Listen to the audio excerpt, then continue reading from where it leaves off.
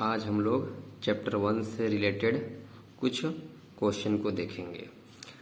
सबसे पहला क्वेश्चन है कि calculate the force between the charges each of 10 coulomb. मतलब दो चार्जेज हैं और दोनों चार्जेज का जो चार्ज बॉडी, दोनों चार्ज बॉडी के जो चार्ज है वो 10 कूलम है और दोनों को सेपरेटेड किया गया है by a distance of 10 metre से इन एयर, हवा में। तो हम लोग को बोला गया कि फोर्स निकालने के लिए बोला जा रहा है, फोर्स फाइंड करने के लिए बोला जा रहा है। समझ लीजिए ऐसे कि दो चार्जेज हैं, एक चार्ज ए है जिसको नाम दे रहे हैं पॉइंट ए, जहाँ पे चार्ज क्यू है, Q1 नाम दे देते इसको, और दोनों के बीच की डिस्टेंस है और अगर इसका नाम हम Q2 दे देते हैं बी पॉइंट पर, और इन दोनों के बीच का जो डिस्टेंस है वो 10 मीटर का है और प्रत्येक कूलम जो है वो आपका 10 कूलम है। प्रत्येक जो चार्ज है वो 10 कूलम है, जैसा कि यहाँ पे गिवन में लिख दिए कि Q1 जो है 10 कूलम का है चार्ज है और Q2 है वो भी 10 कूलम का है और जो डिस्टेंस वो भी 10 मीटर है। तो अगर हम लोग फोर्स का जो फॉर्मूला हम लोग पढ़े हैं अगर उसको देखें तो ये हम लोग पहले ही पढ़ चुके हैं कि F बराबर जो होता है 1/4 पाई एप्सिलॉन नॉट और Q1 Q2 by are square होता है। और इसका जो पूरा वैल्यू है जिसको हम लोग K बोले थे, उसका पूरा वैल्यू ही था 9 × 10⁻⁹ और जो चार्ज Q1 है वो 10 है, चार्ज Q2 है वो 10 है और R का स्क्वायर यानी कि दोनों का डिस्टेंस का स्क्वायर, तो 10 × 10।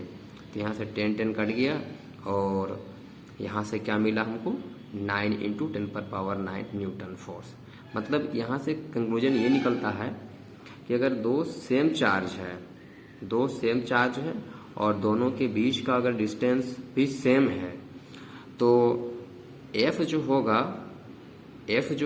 वो आपका फोर्स के बराबर निकल गया, यानी F जो हो गया वो आपका K के बराबर निकल गया, जिसे F इक्वल टू यहाँ पे हो गया K, क्योंकि K का जो वैल्यू है वो खुद ही 9 × 10⁻⁹ न्यूटन होता है। तो इस यहाँ से कंक्लूजन हम ये बोल सकते हैं कि F जो है यानी फोर्स जो है वह आपका कांस्टेंट के इक्वल हो गया, चार्ज कांस्टेंट के इक्वल हो गया। तो ऐसा कब पॉसिबल होगा, चार्ज के इक्वल कोई कब पॉसिबल होगा फोर्स, जब दोनों का चार्जेज सेम होगा और दोनों का बीच का डिस्टेंस भी वही होगा जो चार्ज के बराबर है, तभी ऐसा पॉसिबल हो सकता है। नेक्स्ट क्वेश्चन देखते हैं। नेक्स्ट क्वेश्चन है कि calculate the force between two charges each of 20 millicoulomb. यहाँ देखिएगा 20 मिली कूलम है और separated by a distance of 20 centimetre in air. और इसको भी क्या किया गया, फिर यहाँ वही बात बोला गया है कि दो चार्ज हैं, चार्ज 1 और दूसरा जो चार्ज है वो 2, और इन दोनों के बीच का जो डिस्टेंस है वो आपका 20 सेंटीमीटर है। और जो चार्जेज हैं, एक चार्ज 20 मिली कूलम है, दूसरा भी 20 मिली कूलम है। जैसे गिवन में दिया गया कि Q1 जो है वो 20 मिली कूलम है। अब 20 मिली कूलम को क्या किया गया है कि इसको कूलम में कन्वर्ट किया गया है। तो कूलम में कन्वर्ट क्यों किया गया, क्योंकि हम लोग जानते हैं चार्ज का जो SI यूनिट होता है वो कूलम होता है। अगर हम इसको कन्वर्ट करेंगे तो क्या पाएंगे कि जो 20 कूलम है, मिली को कूलम में कन्वर्ट करने के लिए 1000 से डिवाइड दे दिए। जैसे ही 1000 से डिवाइड दें 110 कैंसिल हो गया और 2/100 बचा। तो 100 से 2 को जब डिवाइड देंगे तो 0.02 कूलम आया। तो जिस तरह Q1 से हमको मिला 0.02 कूलम, उसी तरह Q2 भी हमको क्या मिलेगा 0.02 किलो मिलेगा। और हमारा जो R का डिस्टेंस है वो R हमको दिया हुआ है, R बराबर 20 सेंटीमीटर, और 20 सेंटीमीटर को मीटर में कन्वर्ट करेंगे। मीटर में क्यों कन्वर्ट कर रहे हैं, क्योंकि डिस्टेंस का SI यूनिट मीटर होता है और चार्ज का SI यूनिट कूलम होता है, इसीलिए हम लोग मिली कूलम को कूलम में कन्वर्ट किए हैं और सेंटीमीटर को मीटर में कन्वर्ट कर दिए हैं। उसके बाद जो डिस्टेंस आया वो 0.2 मीटर आया। अब हम लोग फोर्स को देखेंगे कि फोर्स का जो फॉर्मूला होता है दो चार्ज के बीच में, वो 1/4πε0 Q1 Q2/r² होता है। हम क्या करें यहाँ पे, जो 1/4πε0 है जो अपने आप में कांस्टेंट है उसका वैल्यू को यहाँ पे पुट कर दिए और Q1 का वैल्यू 0.02 और Q2 का वैल्यू भी 0.02 और नीचे r² है 0.2 का r²। यहाँ पे भी क्या हुआ, इसका वैल्यू और इसका वैल्यू को मल्टीप्लाई किए और नीचे 2 बार स्क्वायर था 2 बार लिखे, इसका पॉइंट हटा ऊपर 10 लगाएं, इसका पॉइंट हटा 2 अंक के बाद 2 डिजिट था इसलिए पॉइंट हटा, ना तो नीचे 100 आया। इसका भी पॉइंट हटने के बाद नीचे 100 आया क्योंकि पॉइंट के बाद 2 डिजिट था इसलिए नीचे 100 आया। अब यहाँ क्या हुआ कि ये भी 2 ये भी 2 ये भी 2 ये भी 2, इसका 2 ये से कैंसिल हो गया, इसका 2 इसका साथ कैंसिल हो गया और ये 10 इसका 100 से कैंसिल हो गया। नीचे से बच गया 100, यानी कि हम इसको लिख सकते हैं 10 का पावर 2 और यहाँ जो बच गया है वो 9 × 10 पर पावर 9 बच गया है। अब जान रहे हैं यहाँ 10 पर पावर 2 या 10 पर पावर 9 है, तो 2 9 से कटेगा यानी 10 पर पावर 2 9 पावर 9 2 से सब्ट्रैक्ट हो जाएगा तो बन जाएगा 10 पर पावर 7। मतलब समझ लीजिए कि यहाँ का जो 9 जीरो था उसमें से 2 जीरो कट गया, यहाँ पे 2 जीरो था उससे कैंसिल हो गया तो 7 जीरो यानी कि 10 पर पावर 7, यानी कि फोर्स इक्वल टू 9 × 10 पर पावर 7 न्यूटन यहाँ पे आया। अगला जो हम लोग का टॉपिक है तो ये है मेजरमेंट ऑफ चार्ज। तो ये हम लोग पहले से भी जान रहे हैं कि चार्ज को मेजर किया जाता है कूलम से, है ना। तो जो charge is measured in coulomb और कूलम को डिनोट करते हैं C से। आखिर अगर हम 1 कूलम चार्ज कब बोलेंगे, डेफिनेशन है डेफिनेशन ऑफ 1 कूलम, 1 कूलम कब बोलेंगे, किसी भी चार्ज को 1 कूलम कब कहेंगे, तो जब 2 चार्जेज हैं Q1 और Q2 A पॉइंट पे B पॉइंट पर और दोनों का बीच का डिस्टेंस R है। और ये हम पहले से जानते हैं फॉर्मूला कि फोर्स का, कि 2 चार्ज के बीच का जो फोर्स होता है वो 1/4πε0 Q1 Q2/r² होता है। अगर हम Q1 को भी यूनिट चार्ज मान लें, यूनिट कूलम मान लें, Q2 को भी 1 कूलम मान लें और जो डिस्टेंस होगा, डिस्टेंस दोनों के बीच का जो डिस्टेंस है, चार्ज Q1 भी 1 Q2 भी 1 और चार्ज R जो है उसको भी 1 मीटर मान लें। तो अगर सबको यूनिट मान लें तो हमारा जो रिजल्ट आएगा वो कुछ इतना आ जाएगा कि F इक्वल टू 1/4πε0 और Q1 का जगह का वैल्यू 1, Q2 की जगह का वैल्यू 1 और नीचे 1 का स्क्वायर 1 आया। यहाँ से सब 1/1 1 हो गया, ये आपका 1/4πε0 हो गया। अब 1/1π4πε0 का जो वैल्यू है वो हम लोग को पहले से मालूम है कि 9 × 10 पर पावर 9 न्यूटन होता है। तो अब हम यहाँ पे कह सकते हैं कि 1 कूलम कब बोलेंगे, तो if 2 charges separated by 1 metre, 2 charge लेते हैं और दोनों चार्ज को 1 मीटर डिस्टेंस से सेपरेट करते हैं, अप्लाई फोर्स ऑफ इतना न्यूटन और फोर्स हम लोग लगाते हैं 9 × 10 पर पावर 9 न्यूटन, तब हम बोलेंगे दे आर कोल्ड 1 कूलम, क्योंकि तभी हम कह सकते हैं 1 कूलम होगा। क्या, तो चार्जेज अगर हम 1 मीटर डिस्टेंस रखते हैं और फोर्स इतना लगाएंगे तभी हम बोलेंगे कि चार्जेस कितना का होगा, तो चार्जेस जितने भी होंगे वह 1 कूलम के चार्ज होंगे, दोनों चार्जेस 1 कूलम को होगा। नेक्स्ट पॉइंट है कि चार्ज ऑन एन इलेक्ट्रॉन, यानी एक इलेक्ट्रॉन में कितना चार्ज पाया जाता है। तो ये हम लोग पहले से क्लास 9-10 में इसके बारे में पढ़ा गया है, क्लास 9-10 में ही हम लोग इसके बारे में पढ़े हुए हैं कि एक इलेक्ट्रॉन हैव नेगेटिव चार्ज, जो इलेक्ट्रॉन होता है उसमें नेगेटिव चार्ज पाया जाता है और इट्स चार्ज इज, और इसका जो चार्ज होता है it's charge is denoted by e, इसको हम लोग ई से रिप्रेजेंट करते हैं एंड इट इज, इसका जो वैल्यू है वो माइनस में 1.602 × 10 पर पावर -19 कूलम होता है। एक इलेक्ट्रॉन का चार्ज होता है। और हम लोग प्रोटॉन के चार्ज के बारे में भी जानते हैं। प्रोटॉन का चार्ज क्या होता है, तो proton has positive charge, proton जो होता है वो पॉजिटिव चार्ज होता है, प्रोटॉन जो होता है वो पॉजिटिव चार्ज होता है और जिसका value proton has positive charge, it's charge is, जिसका चार्ज वैल्यू है 1.602 इंटू 10 पर पावर -19 कूलम। इलेक्ट्रॉन और प्रोटॉन दोनों का चार्ज सेम होता है बट अपोजिट होता है, ये नेगेटिव ये पॉजिटिव। अब हम लोग बात करने वाले हैं एडिशन ऑफ चार्ज के बारे में कि ये एडिशन ऑफ चार्ज क्या होता है। लेट जैसे कि मान लेते हैं कि Q1 Q2 और इस तरह करके बहुत सारे चार्ज हैं, n चार्ज हैं, n चार्जेज हैं, देन देयर सम इज, और इनका हम सभी चार्ज का सम कर देते हैं। जैसे टोटल का सम कर देंगे Q1 Q2 Q3 जितने भी हैं सबका अगर सम कर दें तो सभी चार्जेस को ऐड करके जो भी चार्ज आएगा उसको हम लोग क्या बोलेंगे, एडिशन ऑफ चार्ज बोलेंगे, या फिर हम उसी को एक नया नाम इसको बोलते हैं क्वांटाइजेशन ऑफ चार्ज कहते हैं। तो इसके अंदर हम यही जानने वाले कि टोटल चार्जेस का सम ही क्या कहलाता है, क्वांटिजेशन ऑफ चार्ज कहलाता है।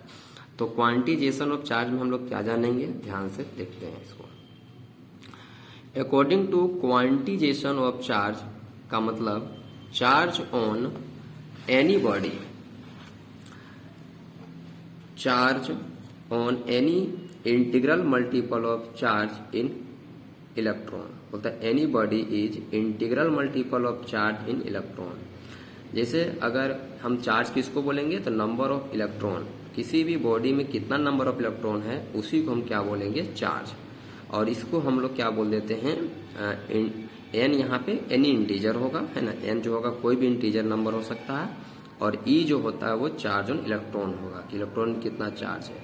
ये पूरा को हम लोग क्या बोल देते हैं, टोटल चार्ज, यानी कि क्वांटिजेशन ऑफ चार्ज। अब इससे रिलेटेड कुछ क्वेश्चन है उसको देखते हैं। क्वेश्चन है कि what is the value of charge, charge का वैल्यू क्या होता है on a body which carry 20 excess electron. यहाँ कहना चाह रहा है कि अगर 20 इलेक्ट्रॉन हैं, 20 नंबर हैं इलेक्ट्रॉन्स, 20 को इलेक्ट्रॉन है, और एक इलेक्ट्रॉन का जो चार्ज होता है हम लोग जानते हैं माइनस में 1.6 इंटू 10 पर पावर 19 कूलम होता है। क्वेश्चन कहता है कि व्हाट इज द वैल्यू, क्या वैल्यू होगा ऑफ चार्ज का ऑन अ बॉडी, उस बॉडी का क्या चार्ज होगा जो 20 इलेक्ट्रॉन रखता है, यानी एक बॉडी है उसमें 20 इलेक्ट्रॉन है तो टोटल चार्ज कितना होगा। तो हम लोग अभी जाने हैं कि अगर 20 वो चार्ज किसी बॉडी में है और एक इलेक्ट्रॉन का जो चार्ज है वो माइनस में 1.6 इंटू 10 पर पावर -19 कूलम है, तो जो टोटल चार्ज होगा, अभी जो हम इंटीग्रल क्वांटिजेशन ऑफ जो चार्ज पढ़ें उसके हेल्प से हम लोग ये फाइंड कर लेंगे कि चार्ज ऑन बॉडी, जैसे कि Q बराबर N है तो N हो गया 20, और इलेक्ट्रॉन का जो वैल्यू है वो इतना जानते हैं कि माइनस में होता है 1.6 और 10 पर पावर -19 कूलम। तो Q बराबर हो जाएगा माइनस में इन दोनों को मल्टीप्लाई करने से -32, और ये 10 पर पावर -19 है। अब लोग जानते हैं कि जो स्टैंडर्ड फॉर्म होता है वो कुछ नंबर के बाद पॉइंट होना चाहिए, मतलब स्टैंडर्ड फॉर्म कहता है हमेशा कि K इंटू 10 पर पावर n, यानी यहाँ पे कोई भी इंटीग्रल वैल्यू और यहाँ पे 10 पर पावर n इस फॉर्म में लिखा जाना चाहिए। इस फॉर्म में लिखा जाएगा तो उसके लिए हम क्या करेंगे, समझ लीजिए कि पॉइंट यहाँ था, अब वो पॉइंट को यहाँ ले आएंगे। जैसे हम यहाँ एक अंक आगे ले जाएंगे, एक डिजिट आगे ले जाएंगे, वैसे यहाँ पर पावर जो 19 था वो पावर क्या हो जाएगा, 18 हो जाएगा। तो ये जो हो गया बॉडी का पूरा टोटल चार्ज बता दिया कि उस बॉडी में कितना टोटल चार्ज होगा जिस बॉडी में टोटल 20 इलेक्ट्रॉन पाए जाएंगे। अब क्वेश्चन ये है कि इज ए चार्ज ऑफ इतना कूलम पॉसिबल, क्या ऐसा कोई बॉडी है जो इतना चार्ज रख पाता होगा, ऐसा क्या पॉसिबल है। तो उसको हम लोग चेक करेंगे कि क्या कोई ऐसा बॉडी है जिसमें इतना चार्ज होना संभव है। तो सबसे पहले तो हम मान लिए कि ये मेरा टोटल चार्ज इस बॉडी का है जो Q रिप्रेजेंट कर रहा है, Q से रिप्रेजेंट कर रहे हैं, और इलेक्ट्रॉन हम लोग जानते हैं कि एक इलेक्ट्रॉन का जो चार्ज होता है ये होता है, और हमको तो नंबर निकालना है कि भाई क्या पॉसिबल है कि इतना चार्ज किसी भी बॉडी में पाया जाने का क्या पॉसिबिलिटीज है। तो अभी जो हम फॉर्मूला पढ़े हुए हैं कि Q equal to N by NE, तो अगर हम यहाँ से n निकालेंगे तो फॉर्मूला बन जाएगा Q/E। तो जो फॉर्मूला Q/E है इसमें हम लोग क्या करेंगे, Q का वैल्यू को पुट कर देंगे और E का वैल्यू को पुट करेंगे। Q और E का जैसे वैल्यू पुट करेंगे तो देखिए क्या आता है रिजल्ट। तो n बराबर यहाँ पे Q का वैल्यू पुट किए, यहाँ पे E का, यानी कि Q का जो टोटल चार्ज था वो, और E यानी कि जो एक इलेक्ट्रॉन का जो चार्ज था वो। तो जब इसको इससे डिवाइड दिए तो 10⁻1 बना, क्योंकि लोग जानते हैं नीचे का 19 जब ऊपर जाएगा तो यहाँ प्लस में 19 हो जाएगा। अब -18 और +19 तो कितना हो जाएगा, प्लस में 1 हो जाएगा। और 5.8 को 1.6 डिवाइड देने पे 5.8 का अगर पॉइंट हम हटा भी देते हैं तो नीचे 10 आएगा, और यहाँ से पॉइंट हटाएंगे तो ऊपर 10 जाएगा, जिससे कि नीचे का पॉइंट हटाए ऊपर 10 गया, ऊपर का पॉइंट हटाए नीचे 10 आया।